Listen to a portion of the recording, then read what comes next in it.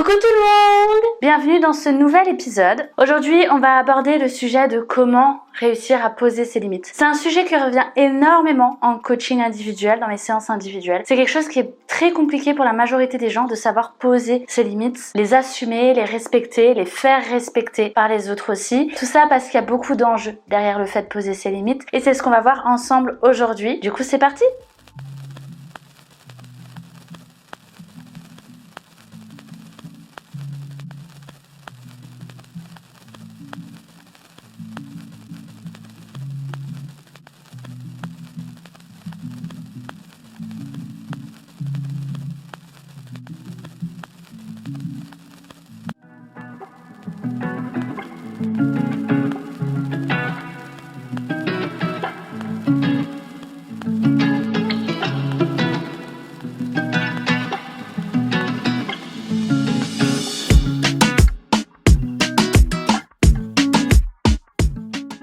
Ma mission, mon objectif, te permettre de devenir qui tu es vraiment.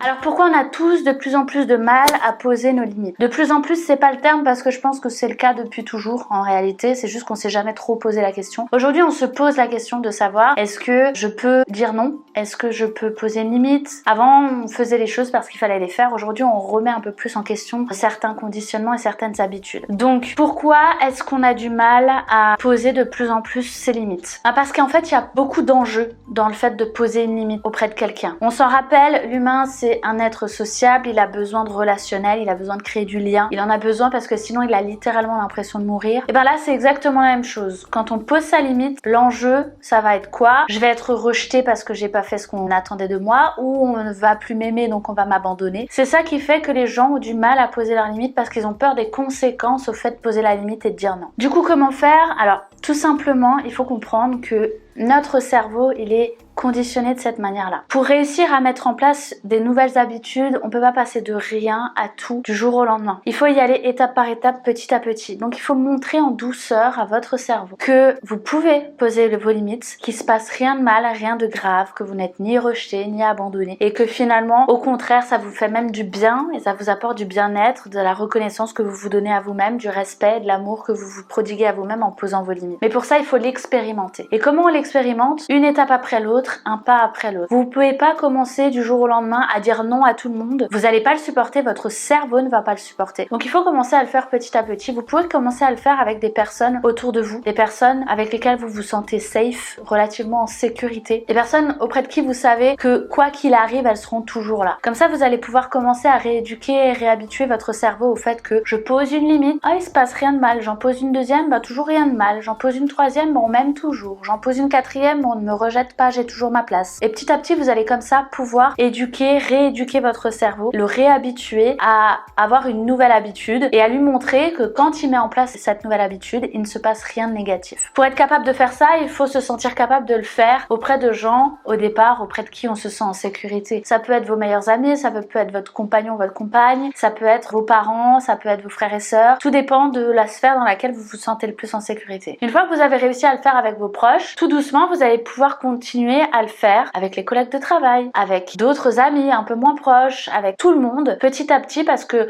votre cerveau aura essayé une fois, deux fois, trois fois, 10 fois. Il aura vu que ça lui fait du bien, qu'il se passe rien de mal, qu'il ne se retrouve pas seul. Et ça va lui permettre, du coup, de continuer à processer dans le sens là. Et vous, ça va vous permettre de continuer à poser vos limites et de vous faire respecter. Parce que la réalité, c'est que votre cerveau, lui, croit qu'en posant vos limites, il va se retrouver seul, mais vraiment seul au monde. C'est-à-dire qu'il a limite l'image de vous en plein milieu du désert, sans eau, dans un endroit aride, sans personne autour de lui, il se retrouve vraiment seul au monde, ou au milieu de l'océan, à vous de voir quelle image vous préférez. Personne pour vous aider, personne pour vous soutenir, personne pour vous aimer, et personne pour vous aider à retrouver un semblant de vie. C'est un peu ça qui se passe dans votre cerveau quand vous allez poser vos limites, c'est de ça qu'il a peur en fait. En réalité, dans la vraie vie, ça se passe pas comme ça. Alors oui, quand vous allez commencer à poser vos limites, un petit peu recentrer les choses pour vous, allez peut-être avoir l'une ou l'autre personne de votre entourage qui va pas accepter ni apprécier les nouvelles limites que vous allez poser la nouvelle personne que vous êtes en train de devenir. Mais ça arrive tout le temps. On ne peut pas s'entendre avec tout le monde, on ne peut pas aimer tout le monde et ça c'est normal. Mais de là à dire que tout votre entourage va vous laisser tomber et que vous allez vraiment vous retrouver seul, c'est pas possible. Vous aurez toujours des personnes qui vous aiment réellement pour ce que vous êtes et qui resteront même si vous apprenez à dire non. Donc vraiment, commencez petit à petit par mettre des petites choses en place, des petites limites, par commencer à dire non petit à petit sur des petites choses, puis aller vers des choses plus importantes et vers des personnes plus lambda que des proches avec qui vous vous sentez en sécurité et vous verrez que petit à petit le changement va se faire.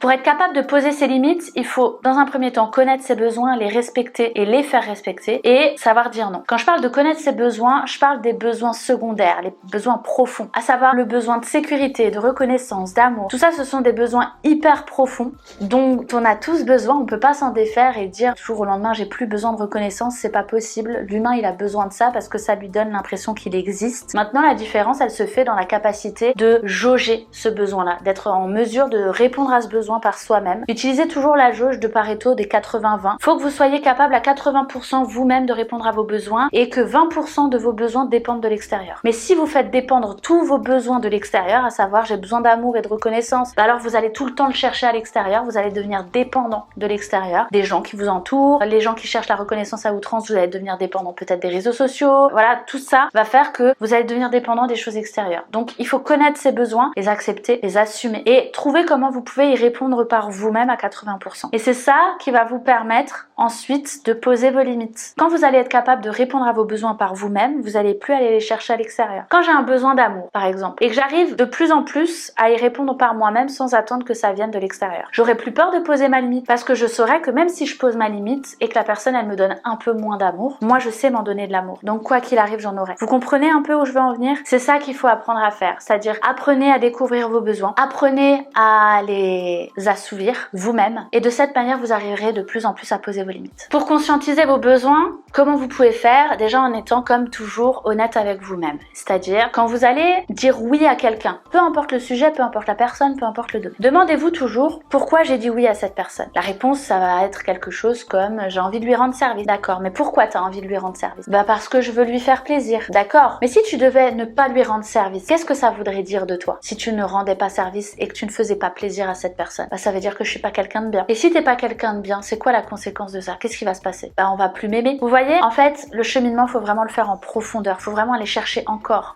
Demandez-vous toujours pourquoi. Ok, réponse, pourquoi? Encore une réponse, pourquoi? Encore une réponse, pourquoi? Vraiment aller chercher en profondeur la réponse pour être capable de trouver la source de ce qui fait que vous êtes capable de dire oui à tout va. Une fois que vous avez la source, ok, là en l'occurrence on parle d'un besoin d'amour. Comment je peux répondre à mon besoin d'amour? Je peux me donner du temps pour moi, aller marcher 1 heure en forêt parce que je me l'accorde jamais. Je peux prendre soin de moi, faire des massages parce que je ne le fais jamais. J'aime lire, j'ai besoin de ce temps-là pour moi. Bah ok, je me pose et je lis un bouquin. Comment je peux me donner de l'amour? Il y a plein de manières de se donner de l'amour, c'est à vous de découvrir comment. Et une fois que vous allez réussir à vous donner ça à vous-même, vous allez plus le chercher à l'extérieur. Et donc, comme je l'expliquais tout à l'heure, vous allez plus facilement pouvoir poser votre limite. Parce que même si la personne devait un petit peu moins vous donner d'amour parce que vous avez dit non, même si ça arrive que très rarement, mais en tout cas votre cerveau lui le croit, et ben c'est pas grave parce que vous savez vous en donner de l'amour à vous-même, donc vous n'êtes pas dépendant de l'extérieur. Vous voyez à quel point c'est hyper important de conscientiser les choses et de les déconstruire. Parce que tant qu'on n'a pas conscience de nos schémas, de nos mécanismes intérieurs, ben on peut pas les modifier. Donc du coup on continue à fonctionner toujours de la même manière tout en se disant que la manière dont on a de faire et de vivre les choses ne nous convient pas. Et pourtant on continue à fonctionner de la même manière. Donc première étape c'est conscientiser les choses. Une fois qu'on les a conscientisées, le but c'est de les déconstruire. Et pour ça, il y a plein d'axes de travail en fonction du sujet dont on parle. Là aujourd'hui en ce qui concerne le fait de poser les limites, je vous ai expliqué